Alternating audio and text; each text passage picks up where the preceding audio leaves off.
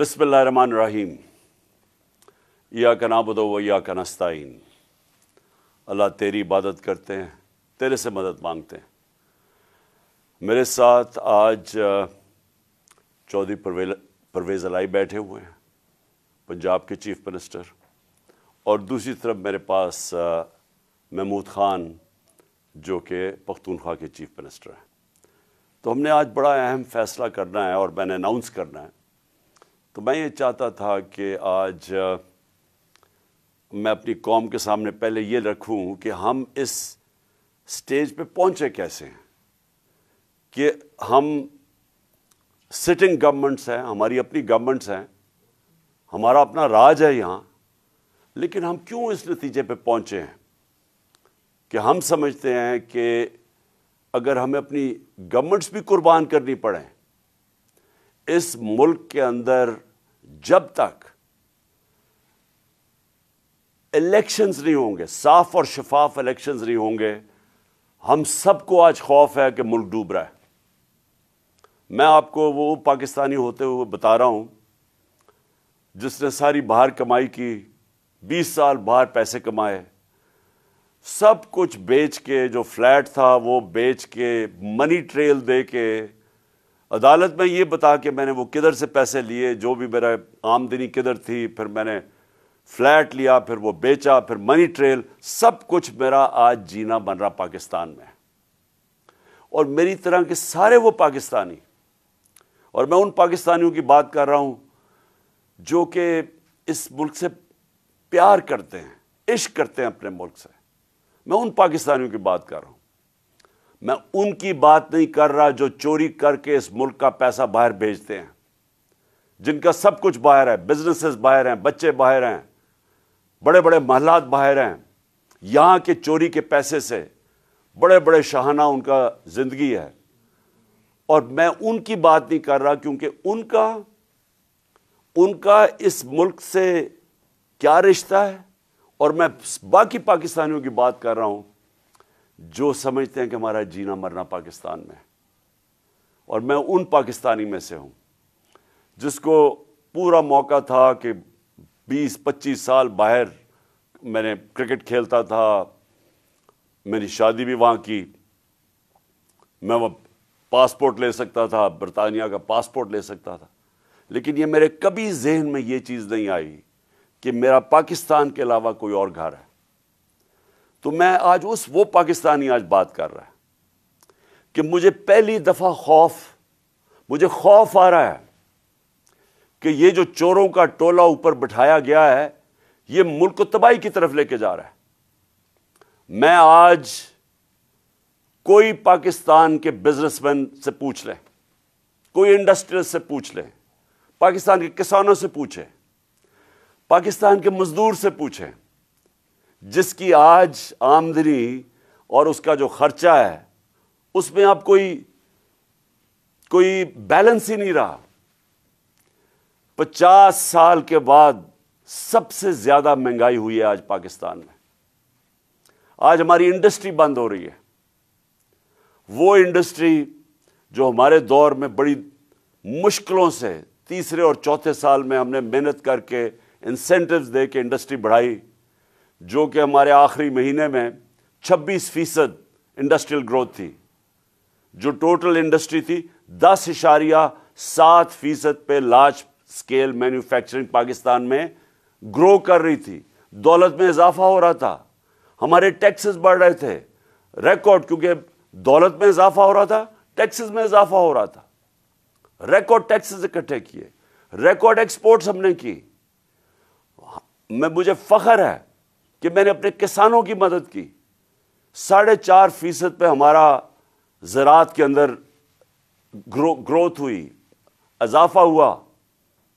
हमारी 4 फसलें, 2 रिकॉर्ड फसलें हुई पाकिस्तान में, क्यों? हमने किसानों की मदद की। आज वो सारा जो पाकिस्तान वहां लेके जा रहे थे, आज मुझे एक चीज बताएं कि पाकिस्तान में किसी में बेहतरी हुई है। आज मायूसी का ये आलम है मेरे मुल्क में कि 7 लाख पाकिस्तानी मुल्क छोड़ के चले गए हैं 7 महीने में। इनमें प्रोफेशनल्स थे, इस मुल्क ने उनके ऊपर पैसा खर्च किया हुआ था। डॉक्टर्स थे, प्रोफेशनल्स थे, इंजीनियर्स थे, स्किल्ड वर्कर, जो तरखान जो स्किल्ड वर्कर होता है। 7.5 लाख लोग मुल्क को छोड़ के चले गए हैं मायूसी में। आज ये आलम है, इस मुल्क को आज इधर हम ले आए हैं कि डाकू राज ऊपर बैठ गया है। 30 साल से जो लोग लूट रहे थे उनको आके ऊपर बैठा दिया। मेरा सवाल सबसे पहले ये है कि जब ये मुल्क तरक्की कर रहा था, हमने पहले साल यही छोड़ के गए थे, यही शहबाज शरीफ और नवाज शरीफ इस मुल्क का जब दिवालिया निकाल के गए थे 2018 में, उस पाकिस्तान को हमने पहले संभाला।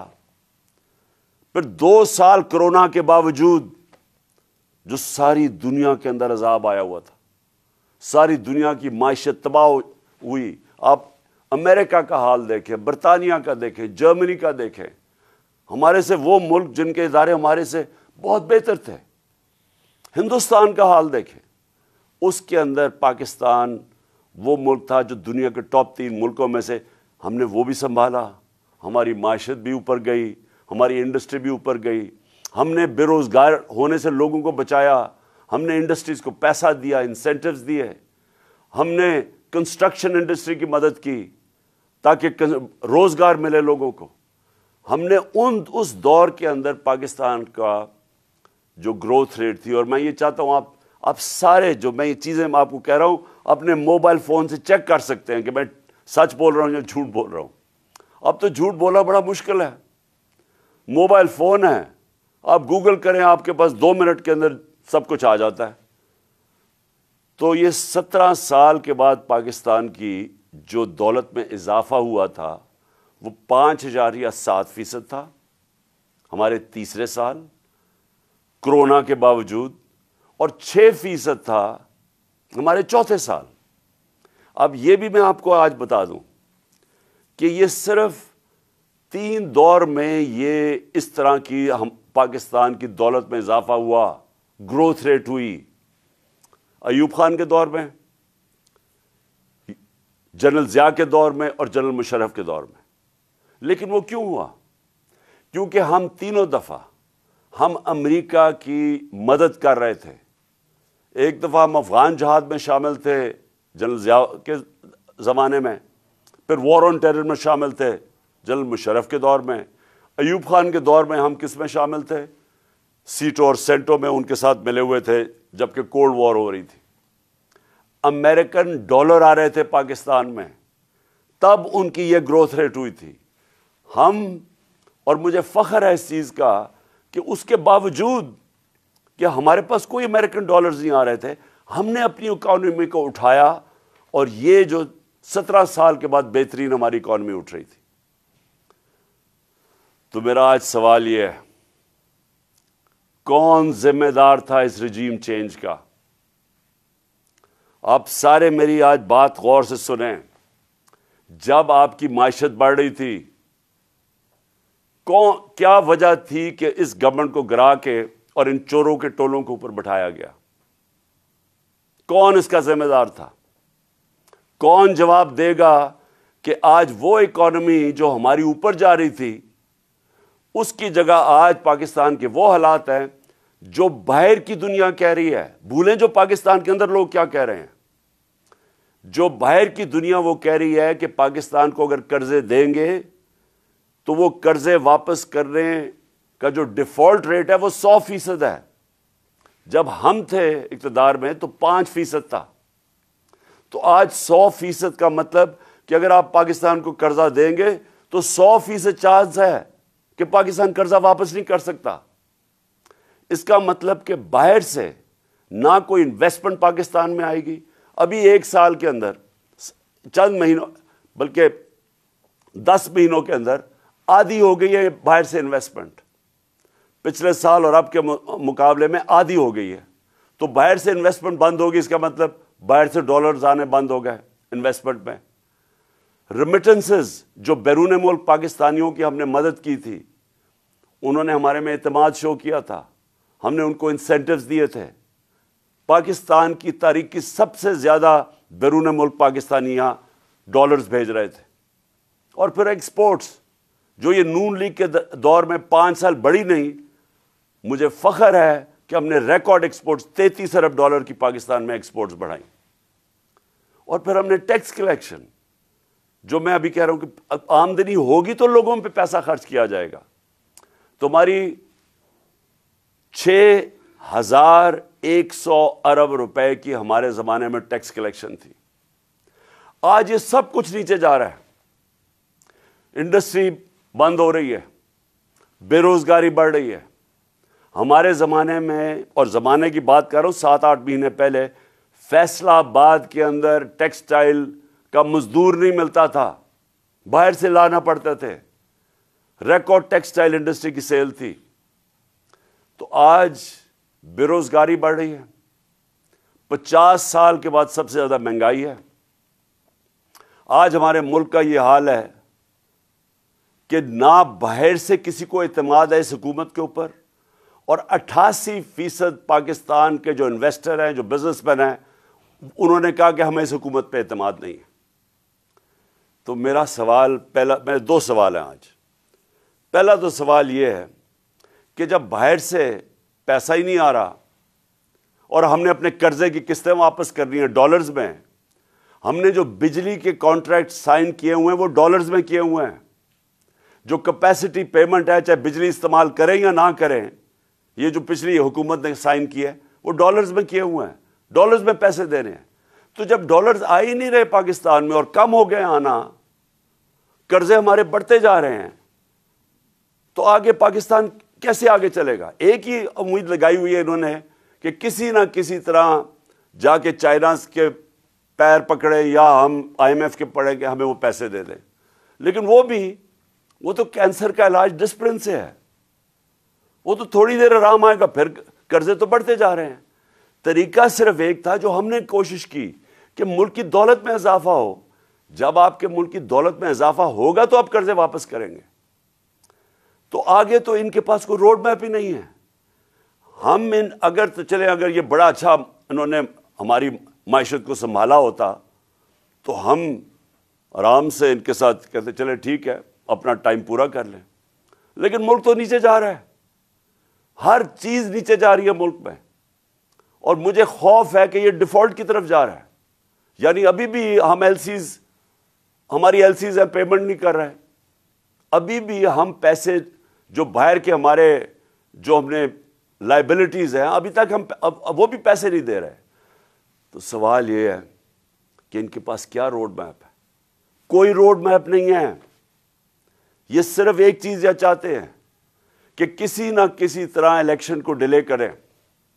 اس لیے نہیں کہ انہوں نے معیشت کو اٹھا دینا ہے، یہ اس لیے ڈیلے کرنا چاہتے ہیں کہ یہ خوف زدہ ہیں الیکشن سے. ان کو ڈر لگا ہوا ہے کہ جب بھی الیکشن ہوں گے انہوں نے ہار جانا ہے. تو اپنے آپ کو بچانے کے لیے یہ ملک کو تباہ کر رہے ہیں. کیونکہ انہوں نے الیکشن میں ہار جانا ہے اس لیے یہ الیکشن نہیں کر رہے، اور یہ الیکشن ڈیلے کریں گے. اور میں یہ سمجھتا ہوں کہ یہ اکتوبر میں بھی نہیں الیکشن کروائیں گے.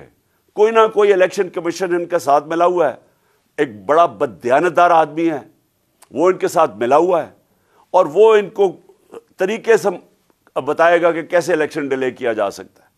اسی الیکشن کمیشن نے جب سپریم کورٹ جب ہم جب گئے سپریم کورٹ میں، جب ہماری گورنمنٹ گرا رہے تھے یہ، تو اسی سپریم کورٹ کے پاس جب ہم گئے تو وہ مان گئے تھے کہ الیکشن ہم نے کہا الیکشنز کروا دو، وہ مان گئے تھے. اس الیکشن کمیشن نے وہاں جا کے کہا کہ جی میں 7 مہینے تک الیکشن نہیں کروا سکتا، اور اس کی بیسس پہ الیکشن نہیں ہوئے. پاکستان کا آئین کہتا ہے کہ الیکشن کمیشن کو سارا وقت تیار ہونا چاہیے 90 دن میں الیکشن کروانا. اور میں یہ سمجھتا ہوں کہ یہ پوری کوشش کرے گا ان کے ساتھ مل کے کہ کسی نہ کسی طرح یہ الیکشن کھینچے. ان کو کوئی پاکستان کی فکر نہیں ہے، کیونکہ ان کے پیسے باہر پڑے ہوئے ہیں. روپیہ گرتا ہے، ان کے پیسے ڈالر میں ان کی دولت میں اضافہ ہوتا ہے. ان کو کوئی فکر نہیں ہے کہ اگر ملک نیچے جاتا ہے تو انہوں نے تو پھر باہر چلے جانا ہے. یہ تو ہمیشہ جب مشکل آتی ہے ان کے اوپر کوئی کیسز ہوتے ہیں باہر بھاگ جاتے ہیں. تو لیکن میرا جو سوال ہے کہ کون ذمہ دار تھا اس کا؟ کس نے ایک چلتی ہوئی حکومت جو اچھی بلی جو میں خود آپ کو بتا رہا ہوں، اور یہ آپ اکنامک سروے آف پاکستان میں دیکھ سکتے ہیں کہ ہماری پرفارمنس کیا تھی. میں نہیں اگر کہہ رہا تو آپ خود دیکھ سکتے ہیں. اس حکومت کو سازش کر کے، بیرونی سازش کا حصہ بن کے، کون ذمہ دار تھا اس کا؟ اس کا ایک آدمی ذمہ دار ہے، اس کا نام ہے جنرل باجوہ.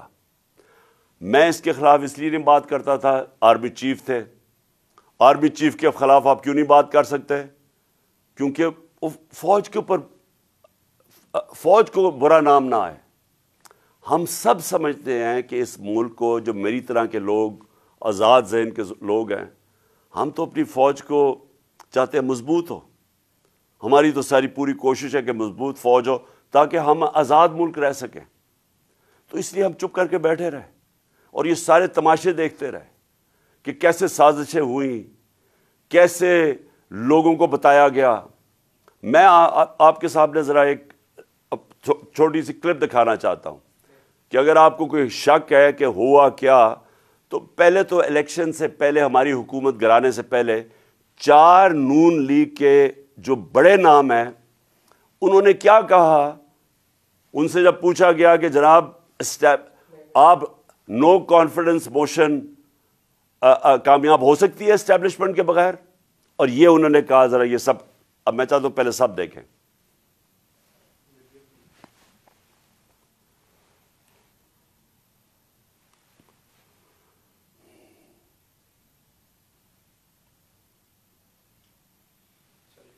چلے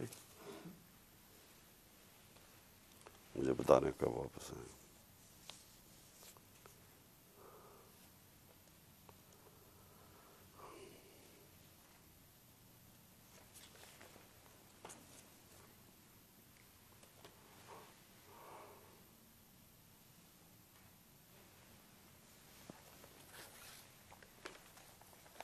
ٹھیک ہے، ہو گیا. اچھا، اب آپ ایک اور کلپ دیکھیں. یہ تو تھا الیکشن سے پہلے کا.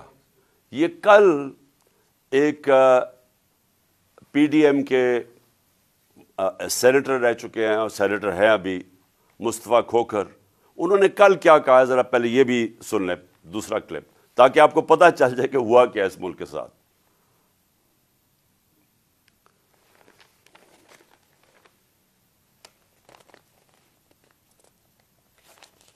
چل رہا ہے.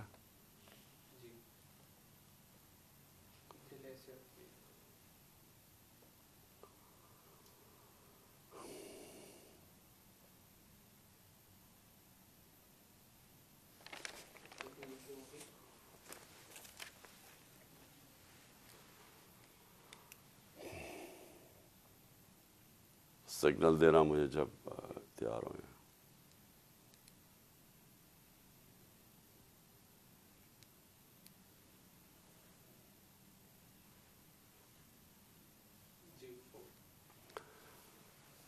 تو میں یہ آپ کو اس لیے دکھا رہا ہوں کہ یہ جو ساری سازش ہوئی تھی، اس میں ہم کسی کو اور کو نہ کہیں، ایک آدمی کا فیصلہ کرتا ہے، وہ تھا آرمی چیف اس وقت کے جنرل باجوہ.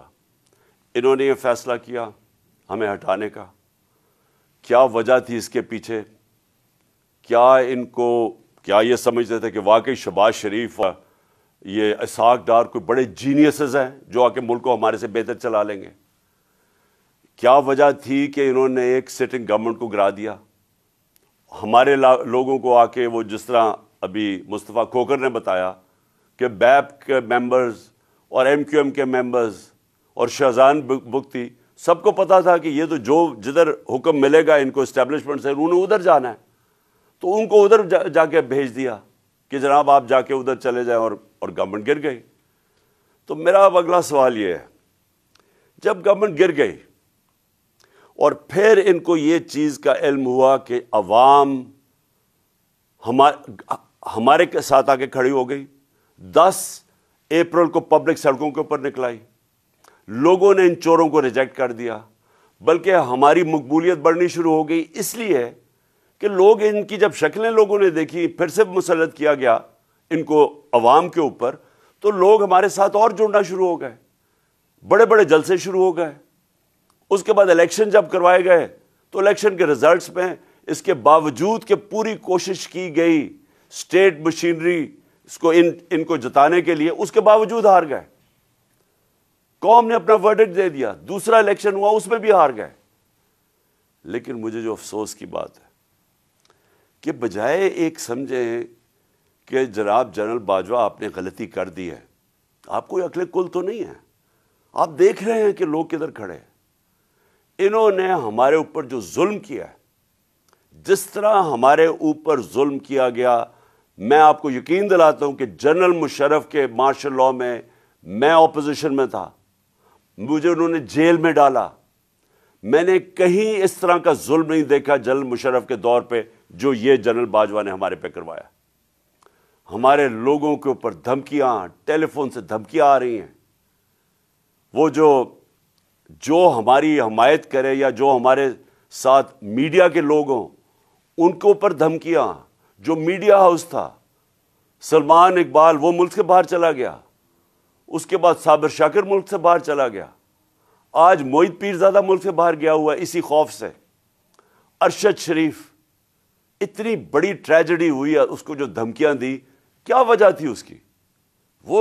وہ ایک دیانتدار آدمی, وہ بتا رہا تھا کہ اس ملک کے ساتھ کیا ظلم ہوا ہے, کہ اچھی بلی گورنمنٹ آپ نے گرا کے چوروں کو بٹھا دیا. تو بجائے یہ کہ کریکٹ کرنا, ہمارے اوپر ظلم شروع ہو گیا. اور ظلم کی انتہا یہ تھی کہ سوشل میڈیا کے لوگوں کو اٹھا کے لے جاتے تھے, ان کو پھینٹا لگا کے تو اگلے دوسرے دن گھر واپس بھیجتے تھے, دھمکیاں دیتے تھے کہ آگے سے کیا تو یہ ہوگا. جو اعظم سواتی سے کیا, جو اس سے پہلے جو شہباز گل سے کیا, کون سی اس نے اتنی بڑی بات کی تھی کہ اس کو ننگا کر کے مارا, اور وہ ابھی تک اس کے اثرات ہیں جو انہوں نے اس کو تشدد کیا اس کے اوپر. اور اعظم سواتی نے کیا بات کی تھی؟ اعظم سواتی نے یہ ٹویٹ کی کہ جنرل باجوہ آپ نے NRO 2 دیا ہے, اس کے اوپر جو اس بیچارے سے کیا گیا ہے, کون سی جمہوریت میں یہ ہوتا ہے؟ اور وہ بات کہ جو سچ ہے, NRO 2 جنرل باجوہ نے دیا ہے, ساری قوم کو پتا ہے.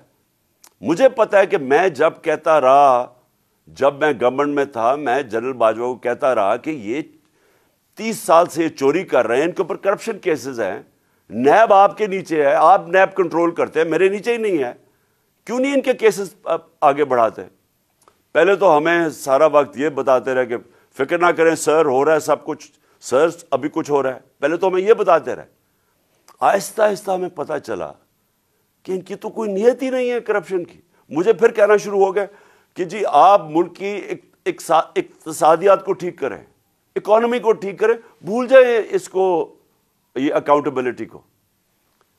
کبھی کوئی مہذب معاشرہ یہ اجازت دیتا ہے کہ بڑے بڑے لوگ جو اربوں روپے کی چوری کریں, آپ کہیں ان کو بھول جائیں, ان کو NRO دے دیں, اور آپ چھوٹے چھوٹے چوروں کو پکڑنا شروع کریں اور سمجھیں کہ آپ کا ملک ترقی کر سکتا ہے؟ کیا چین پاگل ہے جنہوں نے 450 وزیروں کو جیلوں میں ڈالا ہے پچھلے چند سالوں میں؟ کیا جو پریزیڈنٹ شی جن پنگ ہے اس کو اسٹیٹسمین مانا جاتا ہے, اس نے وہ کام کر دیا جو دنیا میں کسی نے کیا ہی نہیں ہے. 70 کروڑ لوگوں کو اس نے غربت سے نکالا ہے چائنا میں پچھلے 30 سالوں میں. وہ اس کا کیا ضرورت پڑی ہے کہ جو کرپٹ منسٹر ان کو پکڑے, ان کا احتساب کرے؟ کیونکہ کوئی معاشرہ بھی کامیاب نہیں ہو سکتا جب تک رول آف لا نہیں ہوتا, جب تک انصاف نہیں ہوتا, جب تک آپ بڑے بڑے لوگوں کو, جو اصل تو نقصان ملک کو بڑے چور کرتے ہیں, آپ ان کو پکڑ نہیں رہے, اور آپ کہہ رہے ہیں کہ جی نیچے سے یہ بیچارے چھوٹے چھوٹے لوگوں, پٹواریوں کو پکڑتے رہے. اور یہ ہمارے سامنے ہوا. شہباز شریف کو بچایا گیا, اس کو اوپر اوپن اینڈ شٹ کیس تھا, اس کا 16 ارب روپے کا یہ جو FI کا کیس تھا, اس میں تو کوئی شک ہی نہیں تھا. اور اس کا جو بیٹا باہر بھاگ گیا, آج جو سلمان شہباز واپس آیا ہے, وہ کیوں باہر بھاگا تھا؟ جیسے ہی ایف آئی اے نے اس سے سوال پوچھا کہ جناب بتائیے مقصود چپڑاسی اور نوکروں کے پاس اربوں روپے کدھر سے آئے ہیں, وہ ایک دم ملک سے باہر بھاگ گیا. اور اس کو ان ساروں کو واپس لایا جا رہا ہے. کیا ہوا؟ اس میں کوئی شک ہے کہ این آر او 2 دے کے اس سارے ملک کا ایک جنرل مشرف نے نقصان کرایا تھا این آر او 1 کا. اس ملک نے بھاری قیمت ادا کی اس کی, 4 گنا زیادہ ہمارا قرضہ چڑھایا انہوں نے 10 سالوں میں لوٹ مار کر کے. اب پھر جب ان کے اوپر کیسز تھے, 1100 ارب روپے کے کیسز ہیں, وہ انہوں نے پھر ان کو این آر او 2 دلوا دیا. تو کون تھا اس کا ذمہ دار؟ کس نے یہ کیا تھا؟ جنرل باجوہ نے کیا تھا. میں آپ کو چیزیں اس کی طرف دکھانا چاہتا ہوں کہ کیسے قانون انہوں نے بنایا جس میں بچے لوگ, جس میں ہر کسی کو بچایا گیا. انہوں نے جناب نیب لا کی سیکشن 4 میں امینڈمنٹ کی, اس کے اندر یہ فیصلہ, اس کے اندر کون بچتے ہیں؟ راجہ پرویز اشرف بچ جاتے ہیں اور شاید خاقان عباسی بچ جاتے ہیں. پھر انہوں نے ایک اور کیا, بے نامی دار کی ڈیفینیشن سیکشن 5E, اس میں مریم نواز پاک ہو کے نکلائی ساری چوری سے. پھر انہوں نے سیکشن 9 جس کے اندر شہباز شریف بچ جاتے ہیں, اور اس جس کے اندر کہ اگر آپ کسی اور کے نام پہ, یعنی اگر آپ میں پرائم منسٹر ہوں, میں اپنے خاندان کے نام پہ چیزیں لوں تو اس کا مطلب کہ آپ جواب دہی نہیں ہیں. تو جو ٹی کے سارے کیسز تھے شہباز شریف کے, وہ اس سے پاک ہو گیا. پھر سیکشن 14 کہ آپ کو بتانا پڑتا ہے کہ اگر میرے پاس کوئی باہر ایسٹس ہوں, یعنی انگلینڈ میں میری جگہ ہو یا کوئی باہر ہو, امریکہ میں ہو, تو اگر یہ پتہ ثابت ہو جائے کہ یہ میری جگہ ہے تو مجھے بتانا پڑتا ہے کہ یہ میں نے کدھر سے پیسہ آیا اس کو خریدنے کے لیے. وہ انہوں نے صاف کر دیا. اب نیب بتائے گی کہ ان کے پاس پیسہ کدھر سے آیا. یعنی ہر دنیا کے اندر اگر میں پبلک آفس ہولڈر ہوں, یہ میری ذمہ داری ہے بتانے کے لیے کہ اگر میرا کوئی بڑا محل میں نے خریدا ہوا ہے, مجھے بتانا پڑتا ہے پیسہ کدھر سے آیا. انہوں نے وہ قانون ہی ختم کر دیا. چن کے آصف زرداری بھی اس میں صاف ہو گیا. چن کے وہ لوگ جو 30 سال سے اس ملک کو لوٹ رہے تھے, ان ساروں کو انہوں نے پاک اور صاف کر دیا. یہ اصل وجہ ہے مایوسی کی آج پاکستان میں.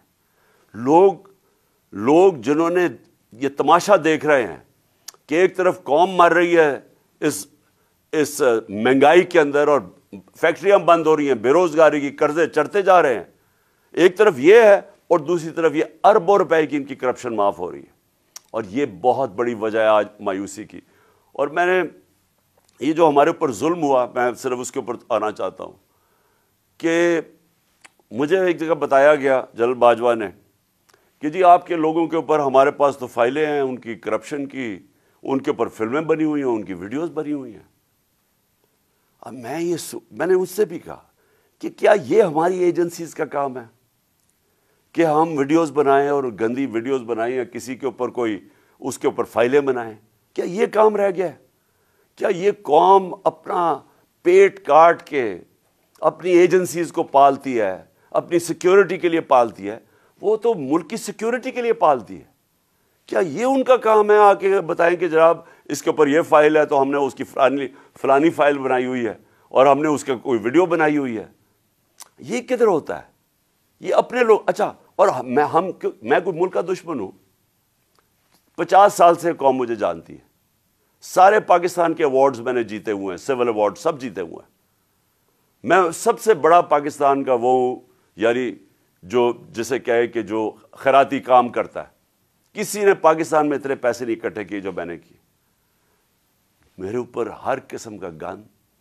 یہ سوچیں کہ میرا پرائم منسٹر, جب میں پرائم منسٹر تھا, میرے گھر کا فون ٹیپ کیا ہوا تھا, اور وہ ٹیپ ہی نہیں کیا, اس کے بعد وہ لیکس کرتے ہیں. یہ پرائم منسٹر کے گھر, کوئی یہ نہیں پوچھ رہا کہ اتنا یہ آفیشل سیکرٹ ایکٹس کی وائلیشن ہے. پرائم منسٹر کے پرائیویٹ نمبر کو ٹیپ کریں اور اس کو جا کے آپ پبلک کر دیں. یہ کہاں ہوتا ہے؟ اگر میں اپنے پرنسپل سیکرٹری, میں اپنے پرنسپل سیکرٹری سے بات کر رہا ہوں, وہ انہوں نے ٹیپ چلا دی, وہ کون کر رہا تھا؟ تو میں پھر سے یہ پوچھتا ہوں, ہم کوئی ملک کے دشمن ہیں؟ کیا میں کوئی پیسے لوٹ کے میرے باہر پڑے ہوئے ہیں؟ کیا میں کوئی ملک سے غداری کر رہا ہوں؟ لیکن جو ہمارے سے کیا گیا ہے، اور اعظم سواتی سے جو کیا گیا، اس کی بیوی کو ویڈیو بھیج دی، یعنی اس لیول پہ نیچے گرنا تھا کہ اس کے گھر ویڈیو بھیج دی اس کی، اور یہ کہنا، یہ کہا کہ جناب، اور ڈرایا گیا کہ تمہاری فیملی سیف نہیں ہے۔ اور قصور اس کا یہ کہ وہ کہہ رہا ہے کہ NRO2 جنرل باجوہ نے دیا ہے، ساری بچہ بچہ قوم جانتی ہے کہ NRO2 جنرل باجوہ نے دیا ہے، NRO1 مشرف نے دیا ہے، سب کو پتہ ہے۔ اس کے اوپر اتنی سزا، ایک سینیٹر کو، اس کو اٹھا کے، ہارٹ کا پیشنٹ ہے اعظم سواتی، اس کو کبھی وہاں بھیج رہے ہیں، کوئٹہ بھیج رہے ہیں اس ٹھنڈ میں، سندھ بھیج رہے ہیں پرائیویٹ جہاز میں۔ کون سا جرم کیا اس نے؟ اور کیوں؟ اگر آپ نے نہیں دیا NRO2 تو جا کے پبلک کو بتائیں نہیں دیا آپ نے، سارے آ کے لوگوں کو بتائیں آپ کے کس طرح آپ نے لوگوں کو بچایا۔ ہم بتائیں گے کیسے بچایا آپ نے، میں ایز پرائم منسٹر بتاؤں گا کہ کیسے کیسے آپ نے احتساب ہونے نہیں دیا۔ آپ نے وہ جب فیٹف کی لیجسلیشن تھی تو وہ خود کہہ رہے ہیں ہمیں، وہ اپوزیشن والے، کہ یہ تو جناب یہ بیٹھ کے انہوں نے آپ کی اشیرباب ملی تھی، اس کے بعد آپ نے وہ NRO کے یہ جو امینڈمنٹ تھی نیب کی جو اب ہو گئی، یہ تو تب ہونے کے چکر میں تھے، تب ہم کھڑے تھے۔ اور میں تب سے کہتا گیا کہ یہ ملک ترقی نہیں کر سکتا جب تک اس ملک میں رول آف لا نہیں ہے۔ کوئی دنیا میں ملک آج تک ترقی نہیں کیا جس کے طاقتور ڈاکو ان کو آپ چھوٹ دے دیں اور صرف کمزور لوگوں کو پکڑیں۔ کوئی ملک ترقی نہیں کر سکتا، یہ ملک آگے بھی نہیں بڑھ سکتا۔ میں آخر میں اب بات بھی کرتا ہوں کہ انشاءاللہ اللہ نے موقع دیا تو ہم اب کیا پلان بنائیں گے اس ملک کو اس دلدل سے نکالنے کا جو انہوں نے پھنسایا ہوا ہے ہمیں۔ اب میں جو اگلی بات کرنا چاہتا ہوں وہ یہ کہ ہم نے آپس میں مشاورت کی۔ میں نے پہلے کوشش کی کہ ہماری جو مارچ ہے، آزادی مارچ، حقیقی آزادی کی مارچ، ہماری کوشش یہ تھی کہ ہم ان کو، گورنمنٹ کو بتائیں کہ اس وقت قوم کدھر کھڑی ہے۔ لاکھوں لوگ سڑکوں کے اوپر نکلے ہمارے ساتھ آزادی مارچ پہ، اور سب ایک ہی چیز چاہ رہے ہیں، الیکشن۔ آج اوپینین پول ہے کہ 70% پاکستانی، سروے کے مطابق 70% پاکستانی کہہ رہے ہیں الیکشن کرواؤ۔ ہم نے آزادی مارچ بھی یہی کی۔ ہم نے گورنمنٹ کو کہ ایک آئین کے اندر رہ کے ہم نے ان کو پریشر ڈالنے کی کوشش کی کہ دیکھیں یہ عوام ادھر کھڑی ہوئی ہے، اور آپ صرف کہ جی ہمارے کرپشن کے کیسز معاف ہو جائے یا نواز شریف کو پاک کر دیں اور پھر وہ کوئی نیلسن منڈیلا پاکستان آ جائے اور اس کے لیے ملک ڈوبتا جائے، لیکن آپ کو صرف ایک ہی کرپشن کا پڑا ہوا تھا۔ میں صرف ایک آپ کو چاہتا ہوں کہ کلپ ضرور دیکھیں۔ یہ جس دن 2 دن پہلے، یعنی میں آفس سے گیا 9 اپریل کو، یہ 8 اپریل کو، اس پچھلی اپریل کو میں نے یہ کلپ ریکارڈ عوام سے خطاب کیا تھا۔ میں صرف چاہتا ہوں یہ آپ دیکھ لیں کہ یہ نہیں کہ مجھے نہیں پتا تھا کہ کیا ہوگا یا یہ جو ہوا ہے یہ ہمیں پتہ نہیں تھا، یہ ہونا تھا۔ اور اس کے اوپر میں نے 2 دن پہلے اقتدار چھوڑنے سے پہلے یہ ذرا کلپ ذرا دیکھ لیں۔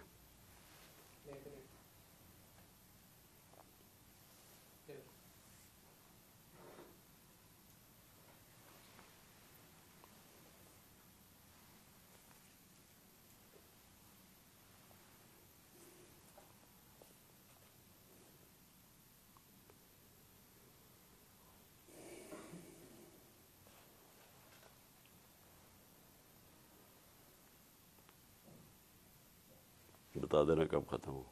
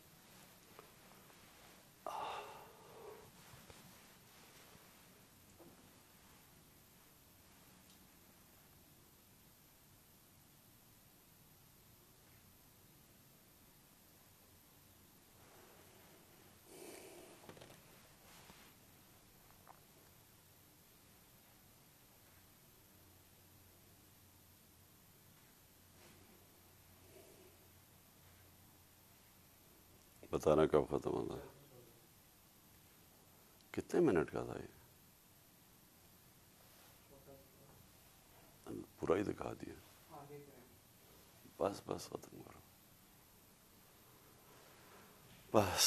جی تو میں یہ صرف آپ کو اس لیے دکھا رہا تھا کہ ہمیں سب پتا تھا یہ کیا ہو رہا ہے. مجھے یہ سازش کا پوری طرح پتا تھا. مجھے میرے ہٹنے سے 1 سال پہلے کا اندازہ ہو گیا تھا کہ یہ شہباز شریف کو تیار کیا جا رہا ہے لانے کے لیے. اس کے باوجود کہ اس کے پاس 16 ارب روپے اس کے اور اس کے بچوں کے اوپر FI کے کیس تھے اور 8 ارب روپے کے نیب کے کیس تھے. تو مجھے یہ سارا پتا تھا یہ ہو رہا ہے. اور مجھے افسوس کی بات یہ ہے کہ میں جب بھی پوچھتا تھا جنرل باجوہ سے تو ہمیشہ کہتے تھے کہ نہیں ہم تو کسی صورت ہم ایسا نہیں کر سکتے, ہم تو کنٹینیوٹی چاہتے ہیں. تو اس کا نتیجہ کیا ہوا؟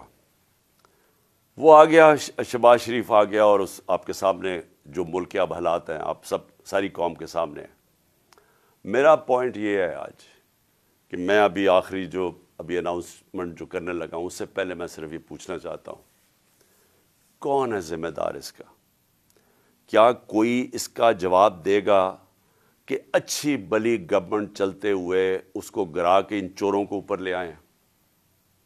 اور میرا اگلا سوال یہ ہے کہ اس کے بعد جو ہمارے اوپر سختیاں کی گئی, جو سوشل میڈیا پہ جو ہماری حمایت کرتا تھا, کیسز کی میرے اوپر بارش ہو گئی, مجھے دہشت گردی کا کیس کروا دیا. 25 مئی کو پولیس نے جس طرح ہمارے اوپر ظلم کیا, اور جب ہم پولیس والوں سے پوچھتے تھے وہ کہتے تھے جی ہمیں پیچھے سے آرڈر ہے. جس طرح کا ہمارے اوپر ظلم کیا گیا, میں سوال یہ پوچھتا ہوں کہ کیا ہم بھیڑ بکریاں ہیں, ہم کیڑے مکوڑے ہیں کہ آپ جب فیصلہ کریں پہلے اور میں نے آپ کے کانوں سے, جنرل باجوہ کے کانوں سے سنا کہ یہ کرپٹ ہے, اب آپ نے فیصلہ کیا کہ یہ ٹھیک ہو گئے ہیں, اور آپ نے فیصلہ کیا کہ جناب یہ آپ ملک کو ٹھیک کریں گے. تو کیا ہم وہ کیڑے مکوڑے ہیں کہ جدھر آپ بھیڑ بکریوں کو دھکیلیں گے ہم ادھر چلے جائیں گے؟ یعنی ہم انسان ہیں یا ہم جانور ہیں کہ جو آپ کا فیصلہ ہو بند کمروں کے اندر ہم اسی کے اوپر چل پڑے؟ اور آپ کو جب نظر بھی آ رہا تھا کہ پاکستانی قوم ان کو ریجیکٹ کر رہی ہے, ہمیں تو ہمارے ساتھ میرا تو فائدہ کروا دیا. مجھے تو اللہ نے کبھی اتنی عزت دی نہیں جو اس کے بعد ملی ہے, لیکن ملک کو کدھر پہنچا دیا آج. اور میں کیا یہ پوچھنا چاہتا ہوں کہ پاکستان کا مستقبل ہے کہ پہلے یہ لوٹیں گے, اب ان کے بچے تیار ہو گئے ہیں لوٹنے کے لیے, کیا اب ہم ان کو لے کے آئیں گے؟ اور اگر ہم ان کے خلاف جائیں گے اور ہم ان کو ریزسٹ کریں گے تو ہمیں پھیٹا لگایا جائے گا, ہمارے پر کیسز کیے جائیں گے, ہمیں ڈرایا جائے گا. مجھے ابھی بھی کہہ رہے ہیں کہ جی آپ اگر آپ نے گورنمنٹ چھوڑ دی تو آپ کے اوپر بڑا ظلم ہوگا, آپ کی پروٹیکشن چلی جائے گی. جب میں جا رہا تھا, میں آج اپنی قوم کو بتانا چاہتا ہوں کہ جب میں جا رہا تھا مارچ کے اوپر, سب کو, میرے ارد گرد بھی لوگوں کو پتا ہے, میں نے سب کو کہا تھا کہ اس میں واردات ہوگی میرے خلاف, میری جان کو خطرہ ہے. میں نے ٹی وی کے اوپر جا کے اس سے پہلے بتایا تھا کہ یہ دینی انتہا پسند کے نام پہ مجھے قتل کریں گے. ہر روز جب میں مارچ پہ جاتا تھا اور میں بشرا بیگم کو خدا حافظ کہتا تھا, میں تو ان کو سلام کرتا ہوں کہ ان کو پتا ہوتے ہوئے کہ میری جان خطرے میں تھی, اس کے باوجود وہ مجھے کہتی تھی کہ نہیں جاؤ, یہ جہاد ہے, یہ اللہ کے لیے آپ کام کر رہے ہیں. کوئی اپنی زندگی خطرے میں نہیں ڈالتا پیسے کے لیے یا اقتدار کے لیے, کوئی زندگی خطرے میں نہیں ڈالتا. جہاد کے لیے جب آپ اللہ کے لیے کام کر رہے ہیں تب آپ پتا ہوتے ہوئے کہ اب زندگی خطرے میں, اس کے باوجود جاتا تھا میں. اور میں جیسے ٹھیک ہوں گا انشاءاللہ, جیسے میں چلنے کے قابل ہوں گا میں پھر نکلوں گا باہر, کیونکہ یہ اللہ کا کام ہے. اپنی قوم کو حقیقی طور پہ آزاد کرنا یہ اللہ کا حکم ہے ہمیں. ظلم اور ناانصافی کے ساتھ سامنے کھڑا ہونا یہ اوپر والے کا حکم ہے, اس کو وہ جہاد کہتا ہے. امر بالمعروف پہ چلنا, کہ جب آپ دیکھ رہے ہیں سارے چوروں کا ٹولہ اوپر بیٹھ گیا ہے اور آپ چپ کر کے بیٹھے رہیں بھیڑ بکریوں کی طرح, یہ آپ قرآن کا جو اللہ کا حکم ہے اس کے خلاف جا رہے ہیں. تو میرے لیے تو یہ جہاد ہے, تو میں نے تو یہ رکنا نہیں ہے. اور میں اپنی ساری قوم کو آج کہہ رہا ہوں, میں نوجوانوں آپ کو کہہ رہا ہوں, یہ کبھی جو یہ 7.5 لاکھ ہمارے لوگ ملک چھوڑ کے گئے ہیں, مجھے افسوس ہے کہ دیکھیں آسان راستہ ہے میرے لیے، میرے لیے کیا آسان زندگی تھی. میں کرکٹ کے بعد کچھ بھی نہ کرتا، تھوڑی سی کرکٹ کے اوپر بات چیت کرتا ہوں، اللہ نے مقام اتنا دیا ہوا ہے میں کروڑ روپیہ کما سکتا ہوں، مجھے تو کچھ کرنے کی ضرورت نہیں تھی. لیکن اللہ نے ہمیں کسی مقصد کے لیے پیدا کیا ہے. جانور آتے ہیں، بچے پیدا کرتے ہیں، کھا پی کے مر جاتے ہیں. تو انسان بھی اگر اس کو اب سمجھ ہی نہ آئے کہ اللہ نے ہمیں کسی مقصد کے لیے پیدا کیا ہے، تو اس میں جانوروں میں کیا فرق رہ جاتا ہے؟ وہ جب قرآن کی آیت ہے کہ جب انسان فرشتے سے بھی اوپر چلا جاتا ہے لیکن گرتا ہے تو جانور سے بھی نیچے چلا جاتا ہے. تو میں اپنی ساری قوم کو کہہ رہا ہوں کہ دیکھیں ہمارے سامنے اب دو راستے ہیں. ہم ان چوروں کے ٹولوں کو مان لیں تو ہم اپنی تباہی کر رہے ہیں. اس ملک کا کوئی مستقبل نہیں ہے. ایک ہی راستہ ہے کہ ہم جدوجہد کریں. میں وہاں جب گیا پنڈی پہنچا اور میں اس وقت بڑی تکلیف میں تھا، میں یہ بھی آپ کو بتا دوں کیونکہ مجھے ڈاکٹرز نے کہا تھا ابھی نہیں آپ ٹریول کر سکتے. میں گیا اس کے باوجود صرف اپنے لوگوں کو کھڑا کرنے کے لیے کہ دیکھیں یہ پاکستان کے لیے ایک فیصلہ کن وقت ہے، اس کو ضائع نہ ہونے دیں. قوم میں بیداری آ گئی ہے. اور میں وہاں دو میں چیزیں کر سکتا تھا. ہم وہاں دھرنا بھی دے سکتے تھے، لاکھوں لوگ تھے. ہم وہاں اسلام آباد کے اوپر بھی جا سکتے تھے، اتنے لوگ تھے. ہم اسلام آباد میں خون خرابہ ہونا تھا وہاں، اور کئی دفعہ لوگ چاہتے ہیں کہ خون خرابہ ہو، لاشیں گریں تاکہ وہ جناب ان کی تحریک اور اٹھ جائے. میں یہ نہیں چاہتا تھا. میں نے ساری سٹرگل آئین اور قانون کے بیچ میں ہے. میں کبھی اس سے باہر نہیں نکلا. اور میں نے اس لیے فیصلہ کیا کہ بجائے ہم وہاں جائیں اور توڑ پھوڑ ہو اور تباہی ہو، میں نے فیصلہ یہ کیا کہ ہم جو 2 اسمبلی اب قربان کرتے ہیں اپنی 2 اسمبلیوں کو، ہم قربان کرتے ہیں اپنے ملک کے لیے. اور اس لیے کرتے ہیں کہ ان کو جب 66% پاکستان میں الیکشن ہوگا، جب ہم ان 2 اسمبلیوں سے نکلیں گے، جو میں بھی بتانے لگا ہوں کب نکلیں گے. 66% پاکستان میں الیکشن ہوگا. تو عقل تو یہ کہتی ہے کہ آپ جنرل الیکشن کروا دیں. لیکن میں پھر سے کہتا ہوں یہ خوف زدہ ہیں، الیکشن ہارنے سے ڈرے ہوئے ہیں. ان کا کوئی پاکستان کا مقصد نہیں کہ پاکستان اوپر جا رہا ہے یا نیچے جا رہا ہے. ان کا مقصد ایک ہے، کیسے اپنا چوری کا پیسہ بچانا ہے انہوں نے. اور اس لیے یہ الیکشن نہیں کروائیں گے. اور اسی لیے ہم نے فیصلہ کیا کہ ہم الیکشن کروائیں گے. اور میں نے اپنے سارے وکیلوں سے پوچھ لیا ہے، یہ کوشش بھی کریں گے الیکشن کمیشن کے ذریعے کہ یہ کسی طرح ڈیلے ہو جائے.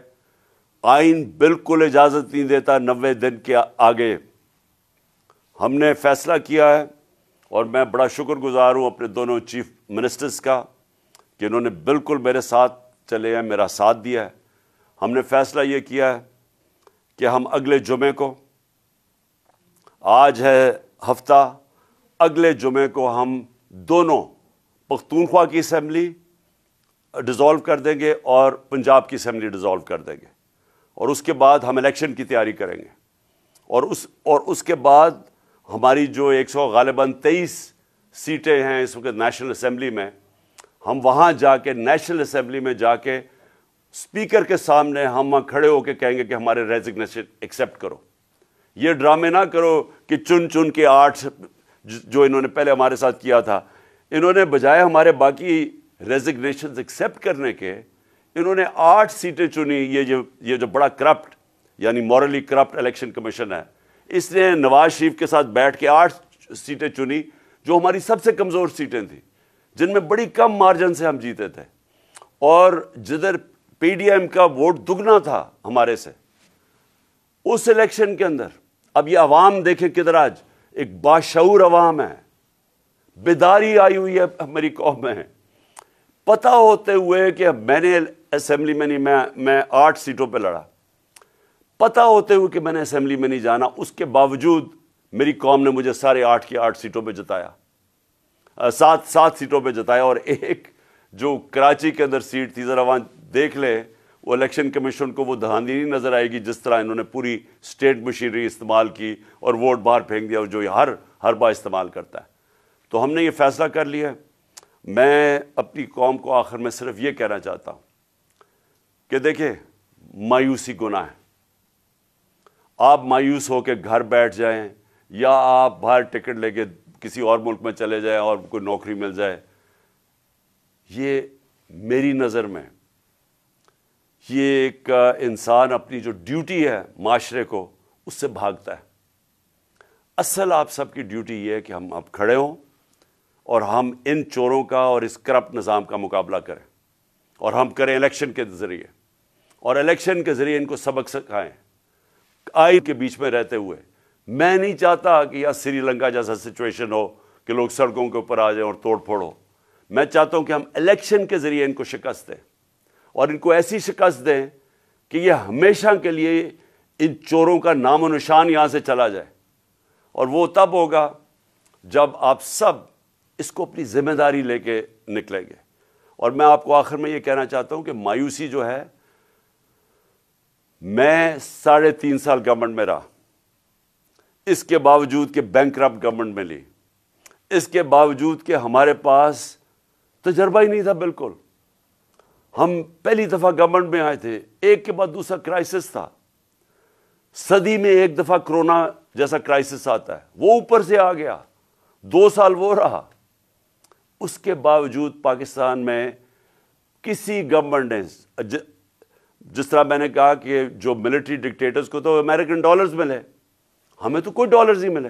سب سے بہترین ہماری اکنامک پرفارمنس تھی۔ اس سب کے باوجود اب ہم سمجھ گئے ہیں، مجھے تیسرے اور چوتھے سال میں پوری سمجھ آ گئی کہ یہ گورنمنٹ چلتی کیسے ہے۔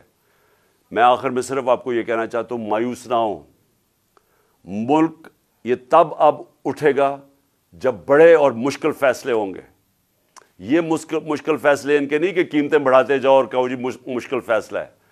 مشکل فیصلے کا مطلب ملک کے اداروں کو ری اسٹرکچر کریں، اس ملک کے اندر انصاف قائم کریں، رول آف لا قائم کریں۔ اگر اللہ بھاری اکثریت دیتا ہے تو تب آپ یہ سب کچھ کر سکتے ہیں۔ اس ملک میں اصلاحات کر سکتے ہیں، ادارے ٹھیک کر سکتے ہیں۔ جو گورنمنٹ کیسے چلتی ہے، اتنی بڑی ہم نے گورنمنٹ بنا دی ہے اور وہ ہمیں آگے نکلنے نہیں دیتی، ہر جگہ رکاوٹیں بن گئی ہوئی ہے، اور ہم نے کافی چینج بھی کیا۔ ایکسپورٹس بڑھانی ہے، ہم نے ریکارڈ ایکسپورٹس بڑھائی۔ کیسے ہم نے ایکسپورٹس بڑھانی ہے اس کا ہم نے پلان بنایا ہوا ہے۔ اسمال اور میڈیم انڈسٹری کو کیسے کھڑا کرنا ہے جو اصل روزگار دیتی ہے اور دولت میں اضافہ ہوتا ہے۔ اپنی ایگریکلچر جو زراعت ہے، ہم نے چائنا سے بات کر چکے تھے کہ نئی ٹیکنالوجی ہم لے کے آئیں۔ بدقسمتی سے کرونا کی وجہ سے 2 سال چائنا بند ہو گیا۔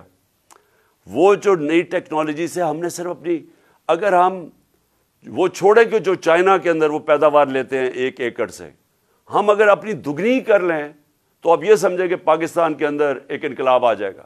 میں آخر میں یہ کہنا چاہتا ہوں کہ کوئی مایوس ہونے کی کوئی ضرورت نہیں ہے۔